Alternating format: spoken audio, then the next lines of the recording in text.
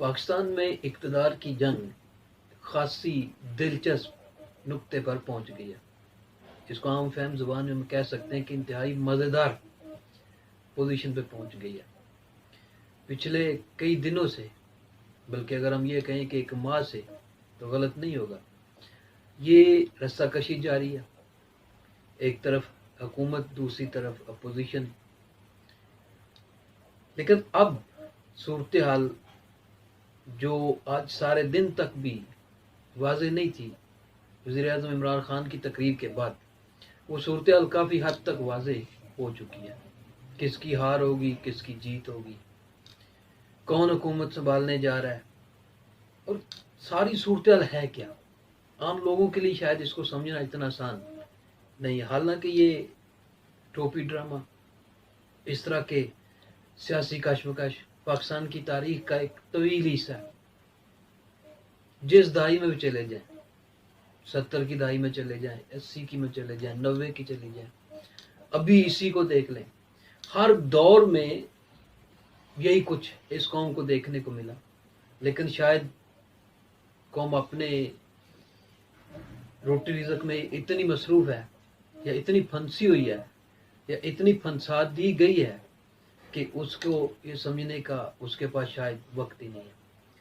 لیکن اب کی بار صورتحال مختلف ہے. مختلف کیسے ہے کہ اپوزیشن بھی عوام کو پکار رہی اور حکومت بھی عوام کو پکار رہی. حکومت صاف ظاہر ہے، عمران خان حکومت کر رہے. اپوزیشن 3-4 لوگ ملے، پہلے پی ڈی ایم بنی، پھر پی پی پی علیحدہ ہو گئی، باقی پی ڈی ایم میں جاری رہے، پھر اچانک ان کا آپس میں مل بیٹھنا، تحریک عدم اعتماد آ جانا، اور اس طرح کی ساری صورتحال ڈیولپ ہوتی ہوتی آج تک یہاں تک پہنچ گئی. حکومتی وزراء کی جانب سے دعوے کیے جاتے رہے، شیخ رشید، فواد چودھری، فرخ حبیب، فیصل جاوید. اسی طرح دوسرے لوگوں کی طرف سے شہباز گل، بلند و بھاگ دعوے کیے گئے کہ ہمارے ساتھ ہے، سب کچھ ہمارے پاس ہے، ہر صورت کامیابی ہوگی. اندر کہانی کیا چل رہی تھی اور آج کی اس تقریر کے بعد کیا ہوگا، کہ ہم اس کے اوپر بات کریں کہ ہوگا کیا. تقریر، بہت سارے لوگ اس وقت تقریر کو زیر بحث لا رہے ہیں. ہم نے یہ دیکھنا ہے کہ اب آگے ہونا کیا ہے، جو ایک آدھے دن کے اندر، کچھ زیادہ ٹائم نہیں رہے گا، کہ ہونے کیا جا رہا ہے. اب تک صورتحال جو جہاں تک پہنچی ہے، اس سے بھی پہلے 2-3 سوالات ہیں جن کا جواب جو ہے بہت ضروری ہے. ہم جانتے ہیں کہ ہمارے پرائم منسٹر صاحب جو ہیں وہ ترک صدر طیب اردوان کے بڑے حمایتی ہیں. ان کی کیپیبلٹیز کو برملا تسلیم کرتے ہیں. لیکن شاید ان کی لائف ہسٹری سے انہوں نے سبق نہیں سیکھا کہ کبھی ترکی کے اندر بھی اسی طرح ان کی فورسز کا بڑا ہولڈ تھا.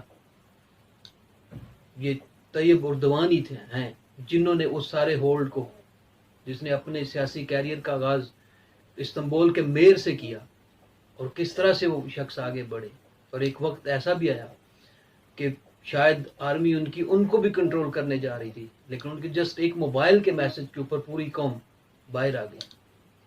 اب ہم نے قوم کو بہت پکارا، پھر جا کے آج یہ پریڈ گراؤنڈ کے اندر پورے ملک سے یہ گیدرنگ ہوئی. لیکن جب خان صاحب تقریر کر رہے تھے تو بہت سارے لوگ پنڈال سے نکل بھی رہے تھے، جن میں ان کے اپنے بہت قریبی لوگ بھی شامل تھے.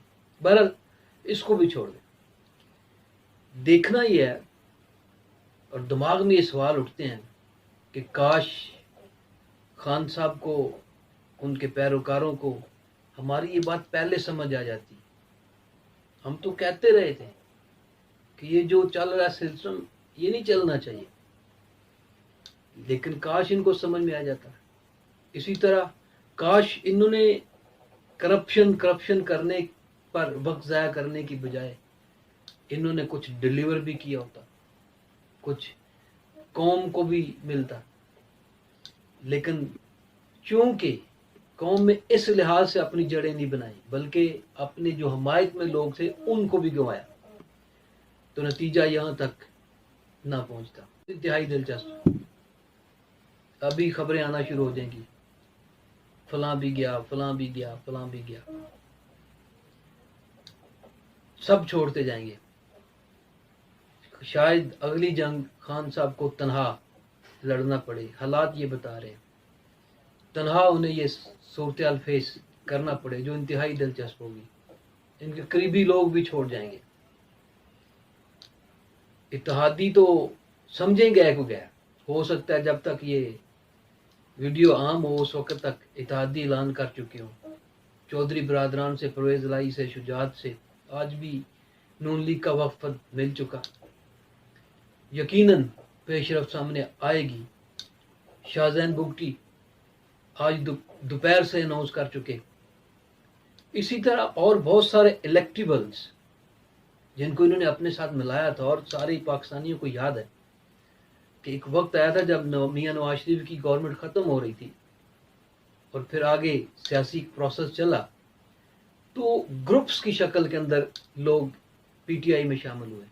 خاص طور پہ جن کو ہم الیکٹیبلز کہتے ہیں. پاکستان کی سیاست میں الیکٹیبلز کا کردار انتہائی اہم رہا ہے کیونکہ یہ لوگ کبھی اپنے حلقوں سے ہارے نہیں، اور دوسری بات یہ ہے کہ یہ لوگ کبھی اپنی مرضی سے چلے نہیں. ان کو چلایا جاتا ہے، سو چلا جاتا ہے. آج خان صاحب بھی اس بات کو مان گیا کہ ماضی میں پاکستان میں حکومتیں بنتی رہیں، بنائی جاتی رہیں اور پھر ختم بھی کرتے رہے. یہی بات ہم کہتے رہے، کوئی نہیں سنتا تھا. خاص طور پہ پی ٹی آئی کے ٹائیگرز اور آگے پیچھے کوئی بات سننے کے لیے تیار نہیں تھا. لیکن آج اسی سٹیج پہ آ کر کھڑے ہو گیا. لیکن یہ سٹیج خطرناک ہے کیونکہ اس سٹیج پہ اب جو جنگ لڑنا پڑے گی وہ تنہا لڑنا پڑے گی. بہت مشکل ہے ساتھ چلنا. تو چوری کھانے والے مجنو اور خون دینے والے مجنو بڑا فرق ہوتا ہے.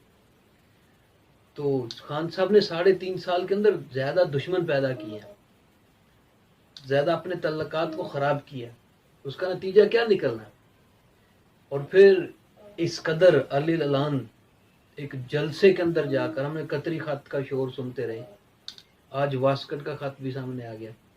اب پتہ نہیں اس میں کیا حقیقت ہے. اس کے اوپر بھی شکوک و شبہات اظہار کیے جا رہے ہیں کہ یہ خط کیا تھا کیا نہیں تھا. شاہ محمود قریشی کا بیان آیا ہے کہ جناب ہم یہ خط جو ہے نا وہ اسٹیبلشمنٹ کے ساتھ مطلب ملٹری کے ساتھ ہم شیئر کر چکے ہیں.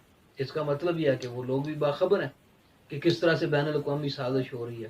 خان صاحب پہل اور ان کے حواری آج تک تو یہ کہتے رہے کہ جن پیسوں سے خرید و فروخت ہو رہی ہے یہ کرپشن کا پیسہ ہے. آج پتہ چلا وہ بیرونی فنڈنگ ہے. مجھے تو یہ سمجھ نہیں آتی بیرونی دنیا اتنی فارغ بیٹھی ہے، وہ پاکستان کے لیے پلاننگ کرے گی اور وہ ملک جو انتہائی ایٹمی طاقت ہونے کے باوجود جس کی پوزیشن یہ ہے کہ ہر ایک سے مقروض، آئی ایم ایف کے پاس یہ پھنسا ہوا، اس کی اتنی اہمیت کب سے اور کیسے ہو گئی؟ ایک انٹرویو کے دوران ایبسلیوٹلی ناٹ کہا گیا کہ اس کی بنیاد کے اوپر اتنا بڑا ایکشن لیا جا سکتا. یا اس وقت جو روس کی جانب تھوڑا سا ایک رجحان کیا گیا، کیا اتنے بھی ہو سکتا ہے؟ خان صاحب کی ایک سب سے بڑی خامی یہ بھی ہے ڈاکومنٹیشن نہیں ہے، وربل باتیں ہیں، ساری کی ساری وربل باتیں ہیں تقریروں کے اندر سب کچھ. اس کا نتیجہ کیا نکلا کہ آج یہاں پر آ کر کھڑے ہو گئے. لوگوں کے دلوں میں محبت تھی ہے اور شاید رہے بھی، لیکن کچھ نہ کرنا ان کی ٹریجڈی بن گئی. عام طور پہ لٹریچر کے اندر کوئی سا بھی لٹریچر پڑھیں، اردو انگلش کسی بھی طرح کا، جتنا بڑا انسان ہوگا اس کی ٹریجڈی بھی اتنی بڑی ہوتی ہے. تو اس کی بڑی مثالیں شیکسپیئر کے ڈرامے بھرے پڑے ہیں، ہیملٹ دوسرے ڈرامے پڑے ہیں اس کا کنسیپٹ ہے ٹریجڈی بادشاہ کی ٹریجڈی ہوتی اس کے ساتھ. جبکہ کچھ امریکن ڈراماٹسٹ یہ لکھتے ہیں، وہ کہتے ہیں کہ نہیں عام آدمی کی ٹریجڈی بھی ٹریجڈی ہوتی ہے. لیکن دونوں میں فرق ہے. بہرحال یہ ہماری موضوع بحث نہیں ہے. موضوع بحث یہ ہے کہ اب کیا ہوگا. جو میں دیکھ رہا ہوں وہ یہ ہے تنہائی اور لونلینس از اے بگ کرس. اس کے اندر اور پھر ان ساری صورتحال کو اب دماغ میں یہ سوال اٹھتا ہے کیا شیخ رشید ان کے ساتھ کھڑے رہیں گے؟ کیا فواد چودھری ان کے ساتھ کھڑے رہیں گے؟ کب تک کھڑے رہیں گے؟ किस तरह से मूव करेंगे, क्योंकि अब सूरत वाज़ेह हो चुकी है कि ये हुकूमत चंद दिनों की मेहमान रह गई, लिहाजा इसके नताइज क्या होंगे, किस तरफ जाएगी, ये सब कुछ अभी तयन करने वाला है। पाकिस्तान की इक़्तिदार की जंग, ये बात ज़हन में रखें, ना तो उस ग्रुप को जिसको अपोजिशन कह रहे हैं को मुल्क को कौम के साथ है, और ना ही इन्होंने साबित किया कि इन्हें भी मुल्क को कौम के साथ कोई लगन है। दोनों को भूख इक़्तिदार की है, they are thirsty hungry for power. इक़्तिदार की जंग है, बस नशा एक ही है जिसको अपने ऊपर से उतार के फेंकना बड़ा मुश्किल काम होता है। ठीक है, कोई कोई बड़ा आदमी होता है दिल गुर्दे में भी, ज़र्ब में भी, तो इस लिहाज से वो फैसला ले लेता होता है छोड़ने का, लेकिन यहाँ पे ऐसा माहौल नहीं है, छोड़ना बहुत मुश्किल काम है, और फिर इक़्तिदार को छोड़ना। और अब तो ये सूरत इंतहाई दिलचस्प पॉइंट पे पहुंच चुकी है। देखना यह है कि आने वाले दिनों में क्या होता है और इसको किस तरह से मैनेज किया जाता है।